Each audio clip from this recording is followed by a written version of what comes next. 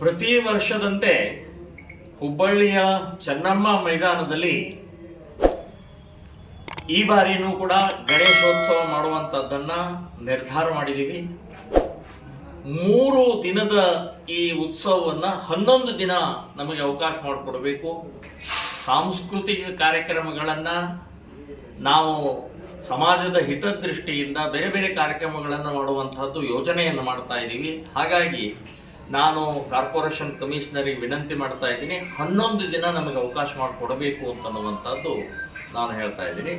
ಇದರ ಜೊತೆಗೆ ನನ್ನ ಗಮನಕ್ಕೆ ಬಂದಿದ್ದು ಅಂಜುಮನ್ ಇಸ್ಲಾಂನವರು ಅಥವಾ ಕೆಲವೊಂದು ಜನ ಮುಸ್ಲಿಮರು ಅಪಸ್ವರ ಎತ್ತುತ್ತಾ ಇದ್ದಾರೆ ಅಂತನ್ನುವಂಥದ್ದು. ನಾನು ಹೇಳೋದು ಹುಷಾರಾಗಿರ್ಬೇಕು. ನಾವು 2 ಬಾರಿ ಈಗಾಗಲೇ ಮಾಡಿದ್ದೀವಿ. 2 ಬಾರಿ ಅತ್ಯಂತ ಶಾಂತ ರೀತಿಯಿಂದ ಯಾವುದೇ ಗದ್ದಲ ಗೊಂದಲ ಇಲ್ಲದೆ ಕಾರ್ಯಕ್ರಮವನ್ನು ಯಶಸ್ವಿಯಾಗಿ ಮಾಡಿದ್ದೀವಿ.